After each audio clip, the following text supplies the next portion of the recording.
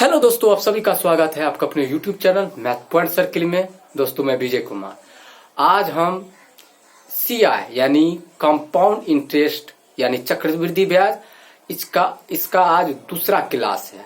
यानी आज पाठवा, आज अगर पाठ किया जाए तो पाठवा, आज पाठ है 18वां पाठ और इसके पिछले के 17 पाठ का वीडियो हमने अपलोड कर दिए हैं। शायद आप लोग देखे होंगे। अगर आप नहीं देखे तो प्ले लिस्ट बना हुआ है RRB NTPC ग्रुप डी का, उसमें आपके सारे 17 पार्ट, इसके सारे जितने भी RRB ग्रुप डी का जो अभी सिलेबस चल रहा है उसमें आपको 17 पार्ट मिल जाएंगे। आज हमारा 18वां पार्ट है और चलिए कंपाउंड इंटरेस्ट में जो रेशियो पर जो आधारित प्रश्न होते हैं उसको आप सोल्व करेंगे। तो चलिए आज के क्लास की ओर। और आज का क्लास बहुत ही महत्वपूर्ण है, तो ध्यान पूर्वक समझिएगा कि कैसे होता है। देखिए कंपाउंड इसे चक्रवृद्धि ब्याज, ये 18वां पाठ है और हम ये कुछ पॉइंट लिखे हैं ये आपको समझाने के लिए ये कैसे होता है, ये रेशियो अनुपात पर कैसे सवाल को सोल्व करेंगे। जब हमें चक्रवृद्धि ब्याज में 2 वर्ष का जब हमें निकलना हो तो देखिए लास्ट में एक होवे करेगा, आप लास्ट में एक रखवे करिएगा। जब 2 वर्ष का निकालना हो तो दो ही टर्म में लिखना है। 2 टर्म का मतलब हो गया 2 सूर्य में होगा और 2 लिखने के बाद और एक लास्ट में होगा, क्योंकि ये 2 टर्म हो गया। अब मान लीजिए हमें 3 साल का निकालना है। अगर मान लीजिए 3 वर्ष का निकालना है तो हम कैसे निकालेंगे, ये आप याद रखिएगा कि 2 साल का कैसे निकालिएगा। तो 2 लिखिएगा और रेशियो और एक लास्ट में सब में होगा। आप कहे 10 साल का भी निकालिएगा तो लास्ट में एक होवे करेगा।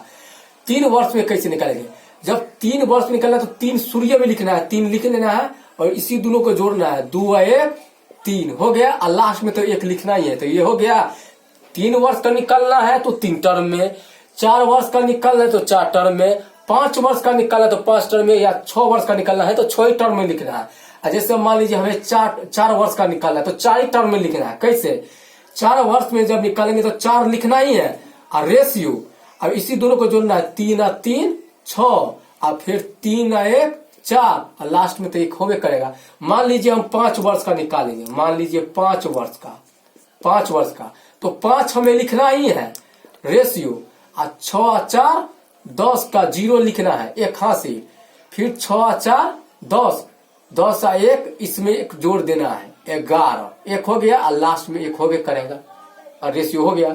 मान लीजिए 6 वर्ष का निकलना है, उसी प्रकार से 6 वर्ष का 6 लिखना है, 5 में 0 को जोड़िएगा तो 5 ही होगा, 0 में 1 को जोड़िएगा तो 1 होगा, लास्ट में तो 1 होवे करेगा। ये इस टाइप से निकलना है। 2 वर्ष का, 3 वर्ष का, 4 वर्ष का, मतलब 4 वर्ष तक का ही आपको क्वेश्चन पूछता है। 2 वर्ष का, 3 वर्ष का, 4 वर्ष का, 5 वर्ष 6 वर्ष का वैसे नहीं पूछता। वैसे आप निकालने के लिए आप ऐसे निकाल सकते हैं। तो चलिए आज का एक क्वेश्चन देखिए, ये आपका ये फर्स्ट क्वेश्चन है। इसके पिछले के पहला पार्ट में आपको कंपाउंड इंटरेस्ट में आपको फुल कॉन्सेप्ट बताए होंगे, उसमें पूरा बेसिक कॉन्सेप्ट बताए थे। अगर आप इसके पिछले पार्ट यानी 17वां पार्ट अगर आप नहीं देखे तो प्ले लिस्ट में 17वां पार्ट आपको मिल जाएगा RRB NTPC ग्रुप डी का, उसमें 17वां पार्ट देख लिया कंपाउंड इंटरेस्ट का। आज हम क्वेश्चन सॉल्व करेंगे। तो देखिए 10,000 का 10% चक्रवृद्धि ब्याज की दर से 2 वर्ष का ब्याज क्या होगा। क्वेश्चन आप समझ लीजिए, 10,000 रुपया का 10% चक्रवृद्धि ब्याज की दर से 2 वर्ष का ब्याज क्या होगा। बड़ी एकदम नॉर्मल सवाल है, बस देखिए सॉल्व कीजिएगा तो आंसर में हम कैसे बनाएंगे। 2 वर्ष का पूछा है, 10 वर्ष का और 10% चक्रवृद्धि ब्याज की दर से, तो हम कैसे निकालेंगे। तो देखिए हमें 2 वर्ष का निकालना है। तो देखिए 2 वर्ष का हमें, आपको याद है कि 2 वर्ष का होता है 2:1। ये रेशियो में लिखना है, ये इसका ट्रिक है, ये आपको फर्स्ट याद रहे। 2 वर्ष 3 वर्ष 4 वर्ष इतना से ज्यादा नहीं पूछेगा। तो 2 वर्ष का रेशियो में पता है कि 2:1 होता है।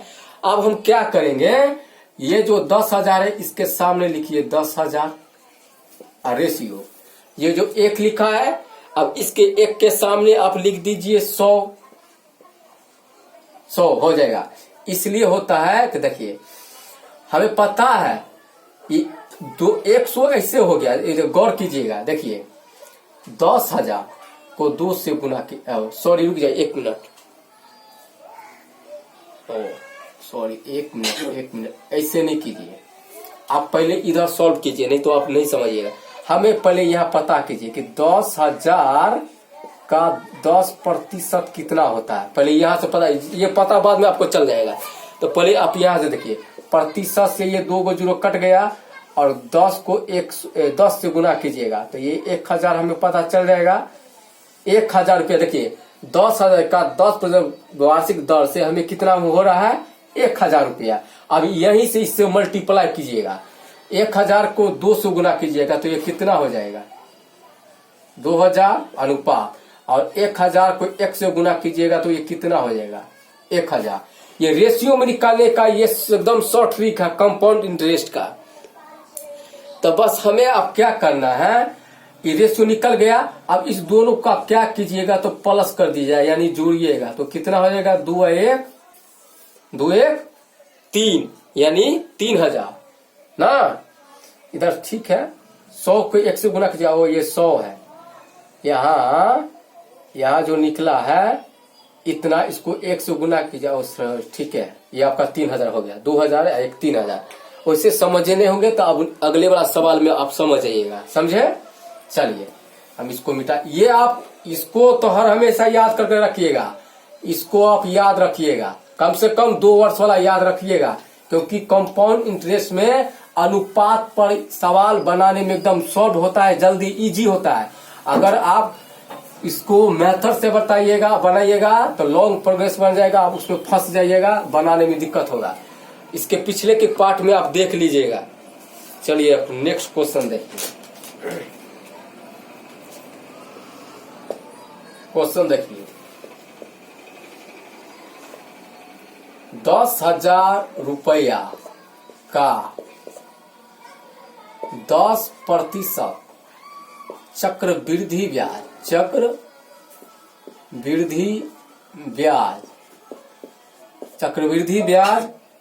की दर,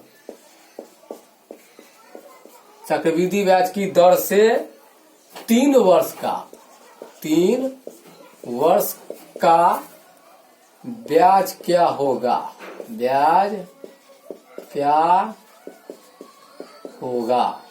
देखिए जबरदस्त क्वेश्चन है। 10,000 रुपया का 10% चक्रवृद्धि ब्याज की दर से 3 वर्ष का ब्याज क्या होगा। तो हम उसी प्रकार से सॉल्व करेंगे। तो सबसे पहले हमें 3 वर्ष का पता करना है कि 3 वर्ष का कितना होता है, अभी हम आपको बताए होंगे। तो पहले देखिए 2 वर्ष का कितना होता है, 2:1, बस 3 वर्ष में लिखना है तो 3 लिखना है, और 2 1 3 अनुपात 1, लास्ट में 1 होवे करेगा। ये आपका 3 वर्ष का हमें पता चल गया कि 3 वर्ष का इतना होता है, 3 वर्ष का ये आपका मालूम हो गया 3 वर्ष का। अब हमें क्या करना है, तो यहीं पे निकालना है कि 10,000 का 10% क्या होता है, 10,000 का 10%, तो प्रतिशत से ये 2 जीरो कट गया, जब गुना कीजिएगा तो ये आपका हो गया 1,000। 1,000 तो हमें पता चल गया। अब 1,000 जो हो गया है, तो 1,000 पर अब क्या कीजिएगा, ये 3 वर्ष का है, वो 2 वर्ष का था, इसी 1,000 पर आप क्या कीजिए, 10% फिर से निकाल लीजिए, क्योंकि हमें ये 2 वर्ष का था, ये हमें 3 वर्ष का करना है। तो फिर 10% से ये प्रतिशत कट गया, और 100 से, और रुकिए 1 मिनट, यहाँ 1,000 है, 10,000 नहीं 1,000, ये 2 जीरो कट गया, 10 को 10 से गुना कीजिएगा तो 10 दाएं के 100, इसी पर निकालना है। ये 1,000 पर फिर 10% यानी 10% निकालना है। तो हमें हो गया 10 दाएं के 100, ये हो गया। आप देखिए ये 2 वर्ष का हो गया। अब तीसरा वर्ष में चलिए, उसी 100 रुपया पर 10% से ये 2 को कट गया, बच गया सिर्फ क्या आपको। तो ये देखिए, ये आपका पहला वर्ष, ये दूसरा वर्ष, ये हो गया तीसरा वर्ष, क्योंकि हमें 3 वर्ष का हमें पता करना है, इसलिए 3 वर्ष में। अब हम क्या करेंगे, तो इसको गुना कीजिएगा। गुना कैसे करेंगे, तो देखिए ये 3 वाला में कितना है, 3 को 1,000 को 3 से गुना कीजिएगा तो कितना हो जाएगा 3,000, फिर अनुपात, फिर 100 से गुना कीजिए 3 से तो ये हो गया 300, फिर अनुपात, और 10 को 1 से गुना कीजिएगा तो 10, यानी सबको आप प्लस करना है।